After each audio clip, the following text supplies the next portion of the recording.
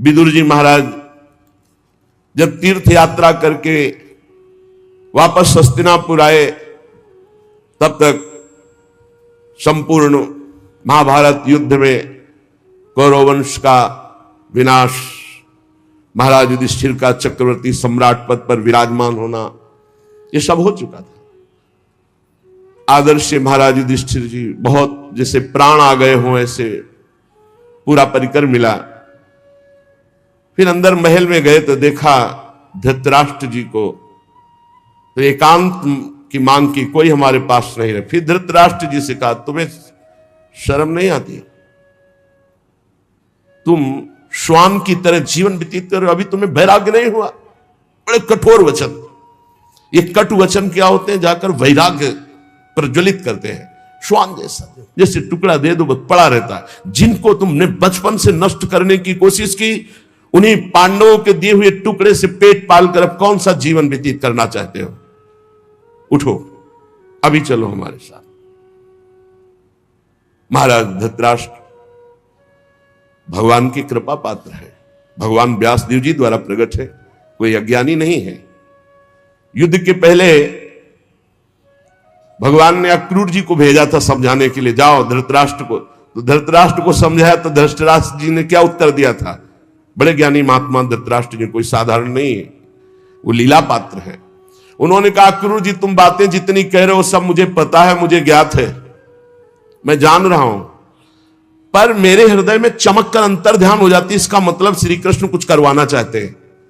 अक्रूर जी मुझे सब ज्ञात है जो आप बोल रहे हो, मेरे हृदय में बातें चमकती हैं और अंतर ध्यान हो जाती, इसका मतलब श्री कृष्ण कुछ करवाना चाहते हैं। और अक्रूर जी जो श्री कृष्ण करवाना चाहते हैं उसे कोई नहीं रोक सकता।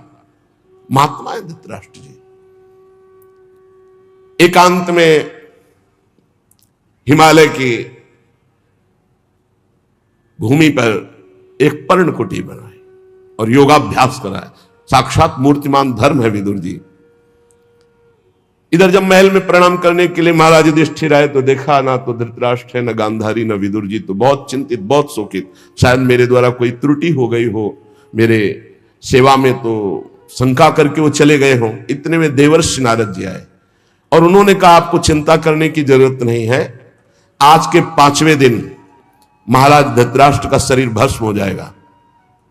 पर्णकुटी में जो गार्हपत्यादि अग्नियां हैं वो अपने आप कुटी को जलाएंगे, कुटी में बैठे हुए धृतराष्ट्र भस्म होंगे और धृतराष्ट्र की देह को जलते देखकर गांधारी उन्हीं के साथ अपने शरीर को भस्म कर देंगी। ऐसा ही हुआ। 5वें दिन महाराज धृतराष्ट्र का शरीर पूरा हुआ, गांधारी जी पति के साथ भस्म हो गई। विदुर जी वहां से तीर्थ यात्रा को चले गए। देवर्षि नारद जी ये बता करके तुम्बुर गंधर्व के साथ स्वर्ग को चले गए। महाराज युधिष्ठिर एकांत में विचार करने लगे, क्या समय आ रहा है, सब नष्ट होता जा रहा है, ये लोगों का स्वभाव कैसे बदल रहा है। 7 महीना हो गए थे अर्जुन को द्वारिका गए हुए, अभी वापस नहीं आए थे। महाराज युधिष्ठिर ऐसे अपशकुन देखने लगे जिससे पता चलने लगा कि विनाश होगा। जिस समय जो ऋतु होनी चाहिए वो ऋतु नहीं, उल्टे समय में ऋतु। जब वर्षा होनी चाहिए तब सूखा, और जब वर्षा नहीं होनी चाहिए तो अपार वर्षा, फसल नष्ट हो जाना, लोगों को बड़ा दुख होना। और देखा कि प्रायः लोग क्रोधी हो रहे हैं, कौड़ी कौड़ी के लिए लोभ करने लगे हैं, झूठ बोलना स्वभाव बन गया है, मित्रता में छल और कपट हो गया है, माता पिता सगे संबंधी पति पत्नी इनमें परस्पर झगड़ा होने लगा है। इसका मतलब है कि विनाश काल उपस्थित हो रहा है। जिसको देखो वो दंभी बनता जा रहा है, पाखंडी बनता जा रहा है, धन की प्रधानता हो गई है। युधिष्ठिर जी बहुत चिंतित हुए। युधिष्ठिर जी ने भीमसेन से कहा कि अर्जुन को हमने द्वारिका इसलिए भेजा था कि वहां जाकर पुण्य श्लोक भगवान श्री कृष्ण क्या करना चाहते हैं इसका पता लगाकर वो हमें बताएं आके। 7 महीने बीत गए, भीमसेन तुम्हारे छोटे भाई गांडीव धनुषधारी अर्जुन अभी तक लौटे नहीं और अपशकुन मुझे बहुत दिखाई दे रहे हैं। क्या वो समय आ गया क्या? जिसे मेरा दुर्भाग्य कहते हैं। अर्थात क्या द्वारिकाधीश भगवान श्री कृष्ण अपनी लीला स्मरण कर लिए? क्योंकि मेरा हृदय घबरा रहा है अपने आप। ये संपत्ति, ये राज्य, ये स्त्री, ये प्राण, कुल, संतान, शत्रु पर विजय, सब कुछ श्री कृष्ण कृपा से प्राप्त हुआ है। देखो देखो, वो आकाश में उल्कापात हो रहा है, पृथ्वी कंपायमान हो रही है, मेरे शरीर में भयंकर अपशकुन हो रहे हैं। पक्का कुछ न कुछ ऐसा हुआ है जो सुनने लायक नहीं है। पुरुष की जब बाईं जांग फड़के, आंख, भुजा बार बार फड़के, तो समझ लेना चाहिए कोई विनाशकारी खेल होने वाला है। मेरी बाईं जांग, बाईं आंख, बाईं भुजा बार बार फड़क रही, भारी कोई अनिष्ट सूचना मिलने वाली है। देखो, ये सियारिन उदय होते हुए सूर्य की ओर मुंह करके रो रही है, और ये कुत्ता मेरी ओर देखकर बार बार चिल्ला रहा है, रो रहा है। इसका मतलब कोई अनिष्ट होने वाला है। ये गौ आदि अच्छे जो पशु हैं मुझे बाएं करके जा रहे हैं, गधे आदि बुरे पशु मुझे दाहिने करके जा रहे हैं। मैं जिधर देखता हूं उधर मुझे पशु रोते दिखाई दे रहे हैं। ये उल्लू और ये कौआ, ये कठोर कठोर शब्द बोल रहे हैं, इसका मतलब कुछ विनाश होने वाला है। जब मैं देवताओं की मूर्तियों की तरफ देखता हूं तो मुझे रोती नजर आती हैं। ये बड़े बड़े उत्पात देखकर मेरा हृदय घबरा रहा है। क्या ये पृथ्वी भाग्यहीन हो गई? जिनका सौंदर्य, जिनके चरण कमलों में ध्वजा वज्र अंकुश चिन्ह है, क्या ये पृथ्वी उन चिन्हों से रहित हो गई? राजा युधिष्ठिर इन भयंकर उत्पातों को देखकर मन ही बहुत चिंतित थे। इतने में देखा कि अर्जुन पधार रहे। दौड़ पड़े युधिष्ठिर, समीप गए तो कदम रुक गए। अर्जुन का मुंह उदास, आंखों से आंसू, शरीर शक्तिहीन, कांतिहीन। जे ही महाराज युधिष्ठिर के सामने पहुंचे, अर्जुन गिर पड़े। घबरा करके युधिष्ठिर जी ने उठाया, अर्जुन से पूछा, भाई द्वारिकापुरी में सब कुशल मंगल है ना? छोटे भाई सहित मामा वसुदेव जी कुशल हैं, उनकी पत्नियां सब कुशल हैं, बलराम जी के द्वारा सुरक्षित द्वारिकापुरी, हमें लगता है सब कुशल होगा। अर्जुन कुशल ही बोलना। भक्तवत्सल ब्राह्मण भक्त भगवान श्री कृष्ण स्वजनों के साथ द्वारिका की सुधर्मा सभा में सुखपूर्वक विराजते हैं ना? आदि पुरुष बलराम जी के साथ संसार के परम मंगल, परम कल्याण, परम उन्नति के लिए यदुवंश रूपी क्षीर सागर में हमारे प्रभु जैसे विराजमान, अभी विराजमान है ना? मुझे बहुत भय हो रहा है। अर्जुन जल्दी बताओ, तुम श्रीहीन हो गए हो, तेजहीन हो गए हो। क्या तुम्हारा किसी ने अपमान कर दिया? कहीं तुमने दुर्भावपूर्ण कोई अमंगल कार्य तो नहीं कर दिया? क्योंकि अमंगल कार्य करने वाले का तेज नष्ट हो जाता है। कहीं ऐसा तो नहीं हुआ कोई पात्र आया हो तुम्हारे पास और भीख मांग रहा हो और तुमने उसको दी ना हो तो तुम्हारा पुण्य नष्ट हो गया हो? कहीं ऐसा तो नहीं हुआ देने की प्रतिज्ञा करके तुम मुकर गए हो तो तुम्हारे सुकृत नष्ट हो गए हो? कहीं ऐसा तो नहीं हुआ शरणागत का तुमने त्याग कर दिया हो? प्रश्नों की झड़ी लगा दी। कहीं ऐसा तो नहीं हुआ अगम्या स्त्री का समागम कर लिया हो? कहीं ऐसा तो नहीं हुआ कि जिस समागम करने योग्य का अपमान कर दिया हो? बड़े प्रश्न किए। लेकिन मुझे लगता है कि ऐसा धर्म विरुद्ध आचरण तुमसे कोई हो ही नहीं सकता। बहुत संभल के बोलना, इस समय मैं बहुत घबरा रहा हूं। क्या हो गया? मुझे बहुत मानसिक पीड़ा हो रही। वैसे ही दुख से अर्जुन जी बड़े दुखी थे। जब इतने प्रश्न किए तो विषादग्रस्त आंसुओं की झड़ी अर्जुन की, शरीर कांप रहा है, मुख सूख रहा है, पीला पड़ गया है चेहरा। बस एकमात्र श्री कृष्ण के ध्यान में डूबे हुए हैं। काफी देर में साहस बटोर करके उन्होंने बोलना शुरू किया। अर्जुन ने कहा, महाराज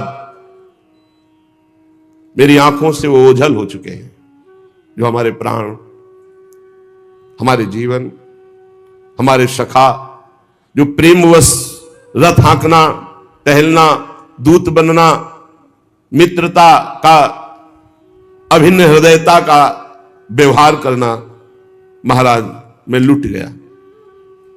प्रभु अंतर ध्यान हो गए। महाराज जिन्होंने मेरे भाई का घनिष्ठ रूप धारण किया, वो परब्रह्म परमात्मा है। मैं समझ नहीं पाया। जिन्होंने मेरे मित्र का रूप धारण किया, वो मुझे ठग लिया। मेरा पराक्रम बड़े बड़े देवता नहीं सह सकते थे, आज क्षुद्र बन के भीलों ने मुझे परास्त कर दिया, लूट लिया।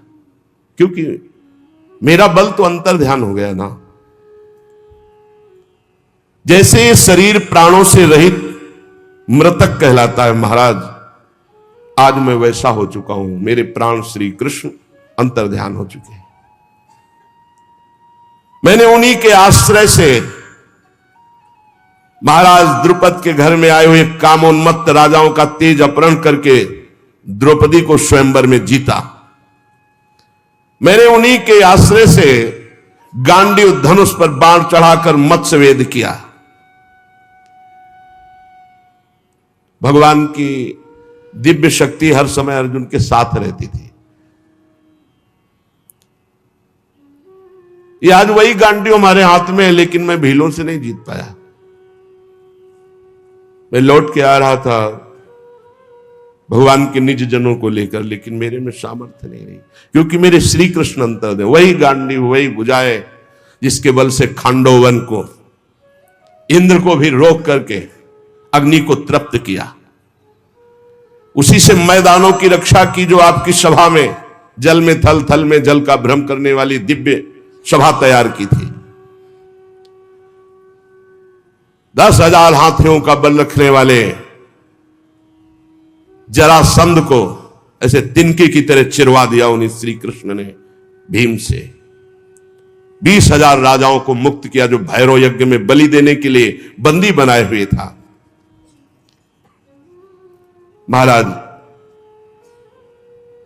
हर तरह की विपत्ति में श्री कृष्ण सामने नजर आते थे।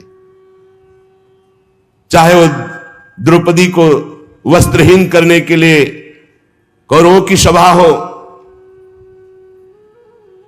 या वनवास के समय दुर्योधन के षड्यंत्र से भेजे हुए 10,000 शिष्यों के साथ दुर्वासा ऋषि, हर समस्या का समाधान श्री कृष्ण थे।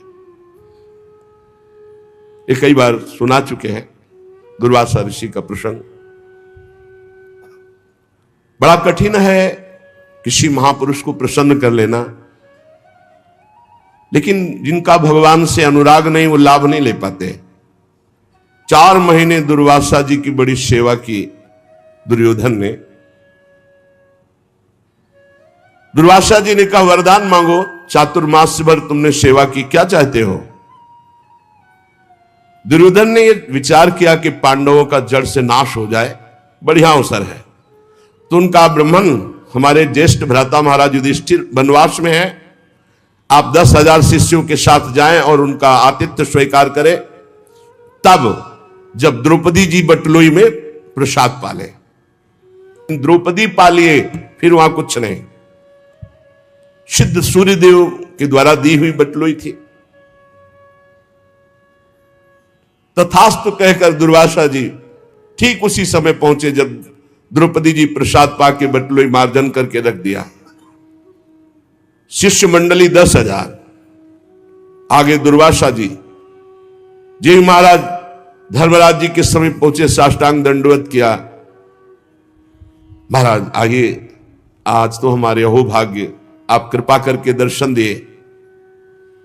अब पूछना होता महाराज प्रसाद पाल? हाँ हाँ, अभी यमुना स्नान करके आते हैं, अभी आते हैं प्रसाद पाने।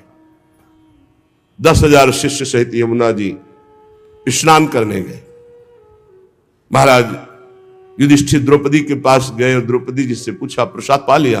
हाँ, बटलोई मान के रख दी। मूर्छित से हो गए। द्रौपदी जी कौरव सभा से शरणागति पूर्ण पुष्ट हो चुकी थी। उठाया, आप ऐसी दशा को क्यों प्राप्त हो गए? तो उनका बटलोई में तुमने पा लिया, धो के रख दिया। 10,000 शिष्यों के साथ महाक्रोधी दुर्वासा ऋषि आते ही साप दे देंगे। अब क्या 10,000 के लिए कंदमूल फल भी एकत्रित नहीं कर सकते? द्रौपदी ने कहा, एक बटलोई का तुम्हें इतना भरोसा है? अरे जो पूरे विश्व को पवाता है वो मेरा श्री कृष्ण है, आप कोई संशय नहीं। आंख मूंदी और ध्यान करके आर्त भाव से पुकारा, श्री कृष्ण। उनको कहीं आना जाना है? देखा पीतांबर फहराते हुए मुस्कुराते हुए चले आ रहे हैं। आकर के पहले कहा, द्रौपदी बहुत भूख लगी, कुछ पवा। समस्या पे समस्या। अरे महाराज, इसी समस्या से तो आपको याद किया है। नहीं कृष्ण ने बाद में, बड़ी भूख लगी, कुछ खाने को दो। द्रौपदी ने फिर गदगद कंठ से कहा, प्रभु ऐसे तो मेरे बड़े भाग्य हैं कि आप ऐसे कह रहे, पर प्रभु इस समय कुछ नहीं है, बटलोई मांझ के रख दिया। अच्छा तो जरा बटलोई लाना। ये कर तुम अकर तुम अन्यथा कर तुम, सर्व समर्थ भगवान का प्रताप देखो। कोई साधारण स्त्री भी जूठा पात्र थोड़ी धो के रखे कि दो रख दिया, उसमें जरा भी शीत लगा हुआ है। फिर ये तो पतिव्रता है, देवी है, ये कोई स्त्री से प्रकट है क्या? द्रौपदी यज्ञ से प्रकट है। दूसरी बात, जब भगवान सूर्य ने कह दिया कि द्रौपदी के पाने के बाद कुछ नहीं बचेगा, तो कुछ नहीं बचेगा। लेकिन श्री कृष्ण है, एक साक का शीत निकाला। कहां से निकाला? बटलोई से। सिद्ध बटलोई, धुली बटलोई, ये है श्री कृष्ण। और कहा इतने में तो पूरा विश्व तृप्त हो जाएगा। जबान में रखा तो वहां मुनिमंडली जो यमुना स्नान कर रही थी, ऐसा भरा बड़ा आचमन करने की जरूरत नहीं। बोले जाओ, भीम से कहा भगवान ने, कह दो पकवान तैयार है, आओ महाराज। बोले महाराज, बोले जाओ तो तुम कहो जा करके।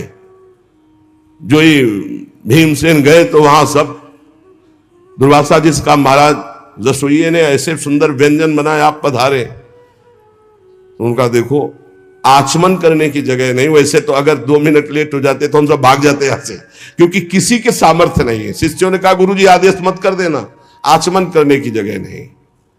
उनका वरदान मांगो। तो बोले जिस भाव से दुर्योधन ने भेजा था वो उसी भाव को प्राप्त हो जाए। विनाश के लिए भेजा था, उनका तथास्तु। अर्जुन जी कह रहे हैं, जिनके बल से बड़े भारी दुस्तर संकट दुर्वासा से हम बच पाए, जिनके प्रताप से हमने भगवान शंकर को अपनी बाहुओं से युद्ध रूपी पूजा करके तृप्त कर दिया। भगवान शंकर से कोई एक सेकंड भी युद्ध कर सकता है? अरे प्रलयंकारी रुद्र हैं, इनके सामने कोई नहीं टिक सकता। बाहु युद्ध या जितने अक्षय तूड़ी में बाण थे सब ऐसे लीन हो गए। जब बाण मारते ना तो शरीर में अंतर ध्यान हो जाता। अर्जुन जी को लगा ऐसा किरात कौन सा वीर है कि जो हमारे बाणों को ही लीले जा रहा है। जब एक भी बाण नहीं बचे तो गांडीव से प्रहार किया तो गांडीव भी अंतर ध्यान हो गया। अब उठा के वज्र जैसे घूंसों से प्रहार करना शुरू किया। जे भी भगवान शंकर ने प्रहार किया तो उनका रुक जाओ, 2 मिनट का समय दो, हम अपने आराध्य देव की पूजा कर ले, क्योंकि लगा कि इनके घूंसे से प्राण निकल जाएंगे। और मन में आया कि इतनी पीड़ा तो हमें कहीं किसी युद्ध में नहीं हुई, ऐसा कौन है जो मुझे कष्ट दे सकता है? तो उन्होंने कहा, हाँ हाँ जो तुम्हें करना है कर लो। तत्काल रज से एक लिंग बनाया, कुछ पत्र पुष्प जंगल के कर महादेव जी का। तो देखा कि जो पुष्प और माला डाली वो किरात के माथे पे। उनका प्रभु? तो बोले हाँ, यही मैं देखने आया था कि तुम मेरे दिव्यास्त्र को रखने लायक हो कि नहीं। ये पाशुपतास्त्र ये साधारण नहीं है जो मैं तुम्हें देने जा रहा हूं, विश्व का विनाश एक क्षण में कर देगा, बहुत होश में। यही मैं देखना चाहता। उस समय भगवान शंकर को भी मैंने तृप्त किया युद्ध में, वो भगवान श्री कृष्ण के बल से। यत् तेज साथ भगवान युद्ध शूल पाणिर विस्मापिता सगिरिजोस्त्र मदान निजम में, वो प्रसन्न होकर अपना निज अस्त्र मुझे प्रदान किया। महाराज जिन श्री कृष्ण के प्रताप से देवराज इंद्र की सभा में देवराज के सिंहासन पर आधे पर बैठने का मुझे अधिकार मिला, जिन श्री कृष्ण के प्रताप से देवताओं ने मेरी पूजा की, ऐसा मैंने युद्ध किया, निवाक कवच नामक दैत्यों का विनाश किया, आज मैं उनसे रहित हो गया हूं। अर्जुन जी कह रहे, महाराज मैं अपार शोक से युक्त हो रहा हूं। सोने बैठने टहलने, बड़ी बड़ी बातें, भोजन आदि के समय बड़ी मजाक करना, और कभी कभी तो मैं उन्हें कह देता कि मित्र तुम तो बड़े सत्यवादी हो, तो हंस देते। वो महापुरुष मैं समझ नहीं पाया। मित्र मित्र का जैसे अपराध सह लेता है, पिता पुत्र का अपराध सह लेता है, ऐसे मुझ दुर्बुद्धि का मजाक वो सहते। मेरे प्रिय सखा, मेरे प्रिय मित्र, नहीं नहीं, मेरे हृदय, मेरे पुरुषोत्तम भगवान ने मुझे छल लिया, वो चले गए।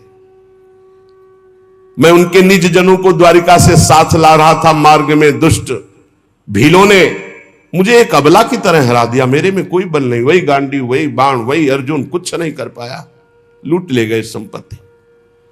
वही मेरा गांडीव है, वही अक्षय तुड़ीर, वही बाण, वही रथ, वही घोड़े, वही रथी अर्जुन, पर मेरा सारथी नहीं, मेरे श्री कृष्ण नहीं, तो मैं परास्त हो गया, हार गया, लूट लिया भीलों ने। श्री कृष्ण के बिना मैं सार शून्य हो रहा हूं, क्या करूं?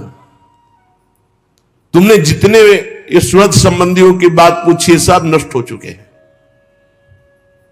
पता नहीं क्या हो गया, सब आपस में मदोन्मत्त होकर एक दूसरे को मार डाला। यदुवंशियों ने एक दूसरे को ही मार डाला। महाराज केवल 4 या 5 लोग बचे हैं, पूरे यदुवंश का विनाश हो चुका है। वास्तव में यह केवल श्री कृष्ण की संहार लीला थी। बड़ा विचित्र खेल, एक दूसरे को मार डाला, एक दूसरे को पहचाना ही नहीं। सूत जी कहते हैं अर्जुन ये कहते कहते बेशुद्ध हो गए। भगवान श्री कृष्ण के चरण कमलों के चिंतन में अर्जुन की चित्तवृत्ति अत्यंत निर्मल प्रशांत हो गई। इतना भक्ति का वेग बढ़ा कि मौन धारण करके आंख मूंद करके चुपचाप बैठ गए। बैठते ही भगवान की द्वारा जो उपदिष्ट गीता था, संपूर्ण गीता ज्ञान प्रकाशित हो गया। व्यवधान रहित परब्रह्म स्वरूप में अर्जुन स्थित हो गए। ये भगवान की कृपा होती है। ऐसा विशुद्ध ब्रह्मबोध, गुणातीत अवस्था, द्वैत संशय निवृत्ति, सूक्ष्म शरीर का भंग, जन्म मृत्यु चक्र से रहित जीवन मुक्त स्थिति को अर्जुन उसी क्षण प्राप्त हो गए। इसीलिए कहते हैं मेरे बनाए ना बनेगी कोटि कल्प लो, आपके बनाए बनेगी पल पाव में। पल के चौथाई हिस्से में ये ही भगवान के वियोग में अर्जुन जी व्यथित होकर खड़े रहने की भी सामर्थ्य नहीं रही, बैठ गए। उसी समय दिव्य ब्रह्म ज्ञान जो भगवान ने दिया था जागृत हुआ। स्थूल सूक्ष्म कारण तीनों शरीरों का राग भस्म हुआ। अपने स्वरूप में स्थित जीवन मुक्त महापुरुष भगवान के स्वधाम गमन, यदुवंश का संहार सुनते ही महाराज युधिष्ठिर शांत हो गए। देखो ये अंतिम लीला सबकी होनी है। निश्चय किया महाप्रस्थान। महाप्रस्थान कहते हैं मृत्यु को, अब महाप्रस्थान करना है। जन्म मृत्यु रूप संसार से अब मुख मोड़ लिया महाराज युधिष्ठिर जी ने। जब भगवान ने शरीर त्याग दिया तो अब हमारा इस मृत्यु लोक में क्या काम। जिस समय भगवान श्री कृष्णचंद्र जी ने इस पृथ्वी से अपने शरीर को अंतर ध्यान किया, उसी समय पाप और अधर्म में फंसाने वाला कलयुग का राज्य लागू हो गया। उसी समय से महाराज युधिष्ठिर ने कलयुग का फैलना देखा। देश में, नगर में, घरों में, प्राणियों के हृदयों में असत्य, छल, हिंसा, अधर्म, व्यभिचार, ये सब की बढ़ोतरी हो रही। अपने भाइयों से कहा महाप्रस्थान का निश्चय करो, अब रहना नहीं इस पृथ्वी में, बड़ा मंगल रूप होगा कलयुग का। विनयी पौत्र महाराज परीक्षित जो अब कुछ सयाने हो चुके थे, गुणों में महाराज युधिष्ठिर के समान थे। समुद्र से घिरी हुई पृथ्वी के सम्राट पद पर हस्तिनापुर में महाराज परीक्षित का अभिषेक किया और यहां मथुरा में सूरसेनाधिपति के रूप में अनिरुद्ध के पुत्र वज्र जी का अभिषेक किया। इसके बाद युधिष्ठिर जी ने प्राजापति यज्ञ करके आह्वानी अग्नियों को अपने में लीन किया और जड़वत होकर जैसे पागल बाल खोल लिए, सब वस्त्राभूषण उतार दिए, एक चीर वस्त्र लंगोटी धारण किया, भावना से वाणी को मन में, मन को प्राण में, प्राण को अपान में, अपान को उसकी क्रिया मृत्यु में, मृत्यु को पंचभूत शरीर में लीन कर दिया। शरीर को मृत्यु रूप अनुभव करके त्रिगुण में मिला दिया, त्रिगुण को मूल प्रकृति में, मूल प्रकृति को सर्व कारण रूपा प्रकृति में, प्रकृति को आत्मा में, आत्मा को ब्रह्म में विलीन करके जीवन मुक्त हो गए तत्काल। यह है भगवान के निज जनों का महामहिमामय स्वरूप। जीवन मुक्त, आवागमन मुक्त, पहले मुक्त, अब चीर वस्त्र धारण किया और नियम लिया कि मुख में ना जल जाएगा ना अन्न जाएगा, जब तक प्राण है ना अन्न न जल। मौन, केस खोल लिए और बिना किसी को देखे सुने बोले निकल पड़े। पर ब्रह्म स्थिति, उत्तर दिशा की ओर बढ़ते चले जा रहे हैं। भीमसेन, अर्जुन, नकुल, सहदेव, द्रौपदी, इन्होंने जब देखा कि भैया इस महाप्रस्थान को, तो ये भी महाप्रस्थान को भगवान श्री कृष्ण के चरणों का सब ध्यान करते हुए महाराज युधिष्ठिर के पीछे पीछे महाप्रस्थान। सबकी बुद्धि एकमात्र कृष्णाकार, सबकी बुद्धि श्री कृष्ण में लगी हुई। फलतः एक एक गिरते जा रहे हैं। भीमसेन बताते जा रहे हैं, द्रौपदी गिरी, नकुल, सहदेव हिमालय में, एक बार भी पीछे मुड़कर नहीं देखा। अर्जुन गिरे, फिर भीमसेन में अकेले महाराज, सीधे विमान आया था महाराज युधिष्ठिर जी के लिए, और ये शरीर छोड़कर दिव्य लोक को पहले ही प्राप्त हो गए। भगवान के प्यारे भक्त पांडवों के महाप्रयाण की इस पवित्र मंगलमयी कथा को जो पुरुष सुनता है, वो निश्चय ही निष्पाप होकर मोक्ष को, भगवत धाम को प्राप्त होता है।